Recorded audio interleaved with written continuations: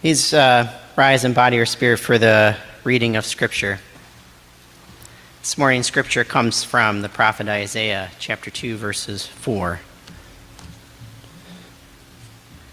It reads, God will judge between the nations and render decisions for many countries. They will beat their swords into plowshares and their spears into pruning hooks. One nation will not raise the sword against another, and never again will they train for war. Hear what the Spirit is saying to the church. You may be seated. I'd invite Joanne, Ian, and Izzy to come forward and join me here for our panel discussion about swords into plowshares.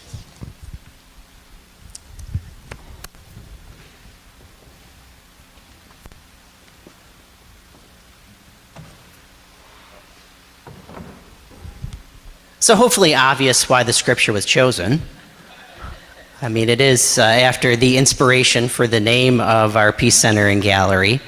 But I think it's also, well, for me, hearing it this morning, it's a reminder of the importance of art and creativity and imagination and the struggle and the work for justice and peace. So the first poet that is the author of this of First Isaiah, this poet dreams of a world, of communities and societies where weapons are no more. Instruments of destruction become instruments of life.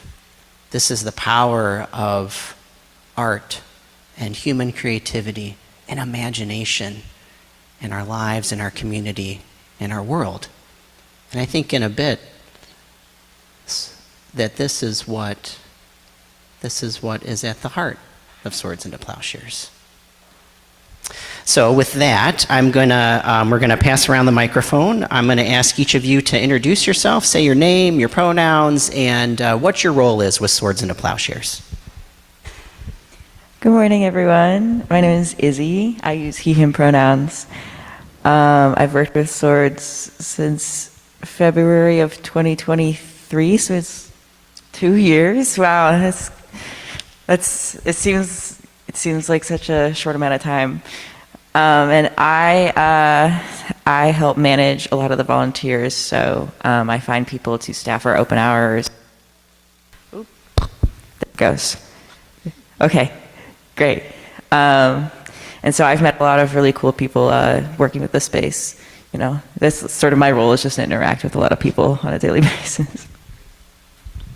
Hey everybody, I've been on the stage before, but my name's Ian Matchett. I'm the director over at Swords into Plowshares, and my job is to make sure all the things that aren't happening are happening, whether a volunteer is doing them or I have to hop in there and make sure they happen. Yeah, it's kind of, every day is a little different, but it's really exciting. And I'm Joanne Snyder, and I am chair of the board that oversees the work at the Peace Center and Gallery. And I use he, him pronouns. She, her. Yes, so our first question is for all of you. Why is Swords into Plowshares important to you? I started work a couple of years ago, and I had never really volunteered with a gallery before, which was interesting. So it was sort of a steep learning curve. But as I became more involved, I really got to know so many of the wonderful people that come through our doors. There's a wide demographic of patrons that often attend our shows and our openings and some of our events. And each of them values the space in their own unique way, and I think it's really rewarding to just get to interact with people like that. Yeah. Izzy's got the hard job of talking first on every question, so maybe we could switch it up at some point. Yeah, I think I'll plus one what Izzy said. I'd add that I think especially like in a lot of our world, things are so market driven. So like who can make the next dollar for you? And that's especially true in the art world, where a lot of artists spend their careers trying to find the right thing that makes the right rich person happy and get it on the right wall at the right time. And that's like something that galleries have to do too. Like you have to keep your doors open. Thanks in part to the church, we're able to not be as market oriented. While we're trying to figure out how to make sure, as y'all are, that your doors stay open and the work continues, we're able to invest in social justice artwork that maybe isn't as profitable, that speaks more to community than some of the other galleries in town. And I think we're able to open our doors to programming that can't charge for its services, or educational events that aren't about making money, but are critical to our communities and are critical to the future of the city. And I think that like that's a really amazing gift that I think the church gives to the Detroit community, and that we're able to like kind of steward. And just as we see everything get built up, that's becoming rarer and rarer in this city. And so I'm really excited to be a part of that work. So Swords into Plowshares is important to me because of community. It's what brings me here every Sunday, and what makes me enjoy the work at the Peace Center and Art Gallery. I get to be with like-minded people, like these amazing young people, and Centralites over the years. Some of you are sitting in the pews that have served on the board and have been volunteers and have been so committed to this ministry. And so how could I, not be involved? I was fortunate to work with Jim and Joe Brista, who founded the gallery, and I worked with Wendy Hamilton. She was actually a colleague of mine at Wayne State University, and I had no idea about her compassion for social justice. And then I was able to work with Clara Lawrence, who was so welcoming, and we started having coffee hours over at the gallery. And now working with Ian, who challenges my thinking a lot. And I'll take credit for helping to bring him to the gallery. I was chair of the search committee when Reverend Zundel said Claire was stepping aside and retiring, and would I help the next phase. So here we are 4 years later. I'm still working, but I've met so many wonderful people at Swords into Plowshares, and so that's why it's so important to me.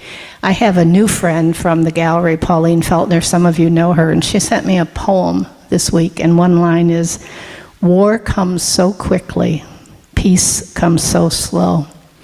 So I think the Peace Center and Gallery helps me to be patient while we work for peacemaking. And what could be more important than that?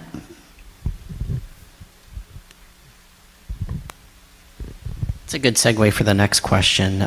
We'll begin with Ian, and then maybe if you pass it to Joanne, we'll end with Izzy. Swords of the Plowshares is both a peace center and a gallery. How for you are these two dimensions expressed? I think that it's sort of in the breadth of our programming and what we can welcome into the space. I think when you say gallery, that sort of denotes mostly art making, art production, art display. When you say peace center, folks may get a little bit more of a kind of like obviously anti-war vibe, but like kind of we're going to go there and we're going to go to the protest. I think the union of the two really invites a lot of different collaborations and connections in our space. I think the people who are just expecting to see art walk in the doors knowing there's something else maybe coming, the people who are there or who call to schedule an event are expecting to see work on the walls and expecting to be maybe a little challenged by that work.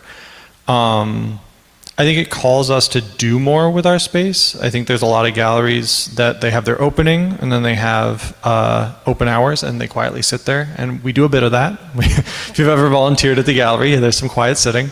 But it also calls on us to reach out to other orgs doing work in the city to offer space for folks to use the restroom during protests, or to host maybe a more private discussion among friends and comrades who are working for justice that needs a space and doesn't have one, and doesn't have a big budget for the org, but wants to have a space that takes their work seriously and invests in them. Yeah, I think it's really that like back and forth. You get artists who maybe come to their first teach-in, who we've had like I'm going to say anti-DTE show, the Community Power Show, where we had a bunch of artists very invested in being frustrated with their energy bills, but they also went to trainings with community orgs that taught them about why those energy bills are so high and why specifically they could make artwork that was really biting, opposing DTE and their energy monopoly, and why DTE is in fact one of the worst energy monopolies. And just seeing the work that they produced after that engagement with community is really exciting. And we're actually having kind of a sequel to that show. We've been talking about kind of having this be a series of anti-oligarch shows. And so this November, December, we're going to have a show called Detroit 2050, A Future Beyond Billionaires, where we're going to have community orgs training artists again in some of how the tax law has been adjusted to favor the Gilberts and the Illiches, how their control over real estate and over land has really manipulated the future of the city, and how their investment in some of our leaders, I think is the charitable way to say that, really guides policymaking sometimes. And so we're going to be having a show of not just artists who are passionate politically, but who are informed, who are connected to community, and who are building, ideally, a more just and peaceful world through creative work. Well, I think the gallery, as Ian said, is the easy part. People come into Swords into Plowshares expecting to see art, and they do. Not that it's easy. I know, deciding what exhibits to show, it's logical, right. And then, hanging the art is a big job, and we have a big space, which we're fortunate to have. But, that's the easy part. I think the Peace Center part is, after we see the art, what are we thinking? How are we challenged? What are we thinking about? What are we talking about? How do we react to the art? And how do we have events and activities at this space to help people to do that? And because that's what peace is all about, right? We're seeking truth. We're working for justice and finding freedom. And I think that's what the Peace Center is seeking to do. It's a hard thing to do.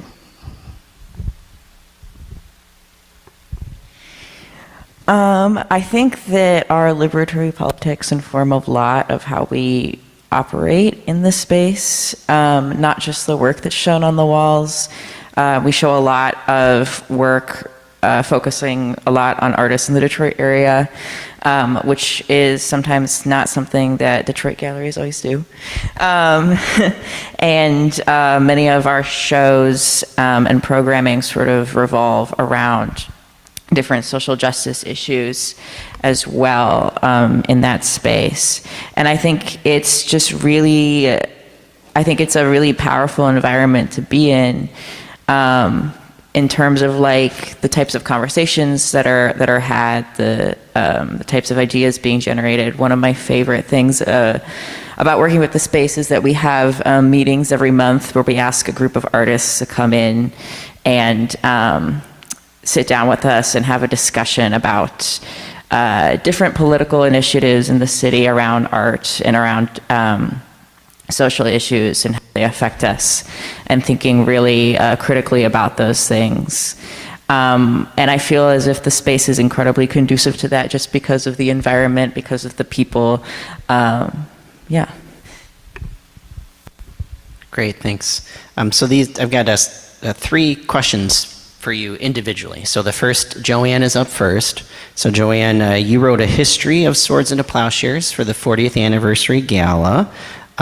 So my question is, what did you learn, or, is there like one thing that really stands out to you from the history? Wow, I learned a lot writing the history, so I don't know if I can get it down to one, but there's 2 I think of. One is that actually I learned from Jim Bull, because after I finished writing 1,500 words and then Ian added some more, I asked Jim to review it for accuracy, and he took a look at it. And I always wondered how the baristas came to start the gallery. And what Jim told me is that there was a peacemaking workshop held in the fall of 1984. Were any of you there? Janet, were you there? And anyway, and at the end of the workshop, Jim, who had brought in art for this workshop, he was able to ask what Jim Laird, the minister that came after Henry Hitt Crane in, I think, 1958. Jim, am I right? 1958, yes. He said, what are we then to do at the end of the workshop? What are we then to do?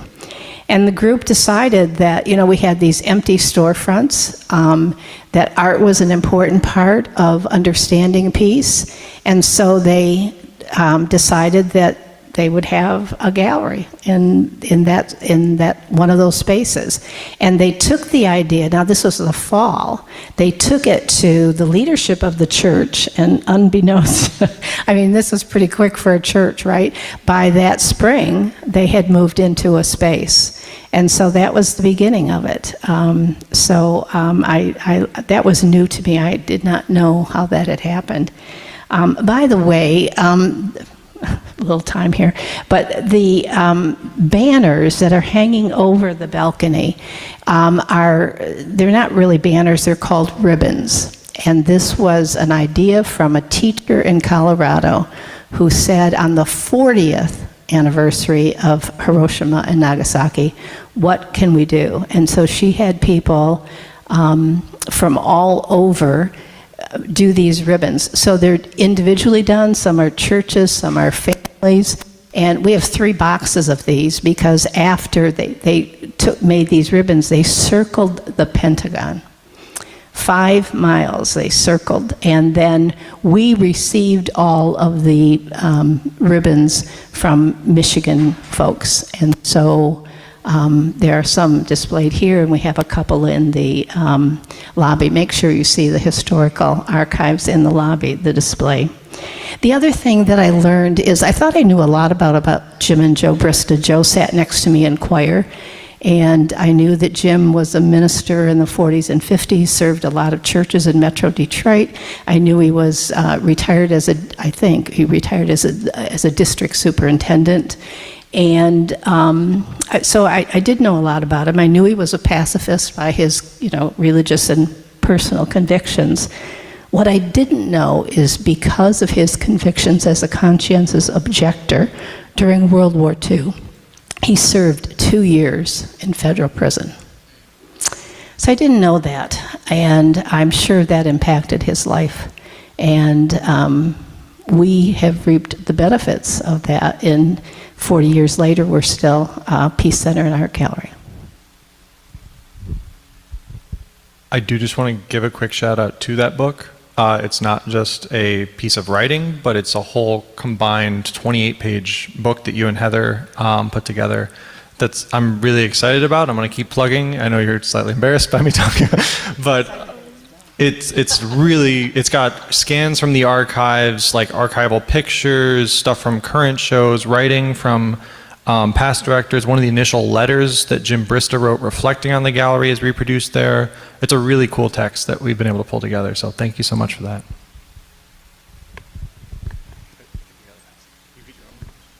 Yes, you get your own question. So Izzy, as the volunteer coordinator, I wonder if you could maybe briefly describe, like what's the Swords into Plowshares community like? Well, we operate with a small group of volunteers that are incredibly dedicated, and we're really grateful for them. A lot of the work that we do, we don't really have people who are on staff, so all of the people who come help out with show openings or staffing or set things up or bring food, they're all volunteering their time and energy because they care so much about the space, which is wonderful, and everybody's so dedicated. And then a lot of the people who are sort of consistently in our circles coming to our events, it's just a group of people that really want to see positive change in the world. They want a better future for themselves and for their kids. And you know, I find it always really rewarding to talk to everybody as they come through the space. I just feel as if the community itself is very inviting, very passionate. And without it, we wouldn't have any of the work that we do. So. Yep. Thanks, Izzy. Ian, as the director, what do you kind of envision or dream as the future for Swords into Plowshares?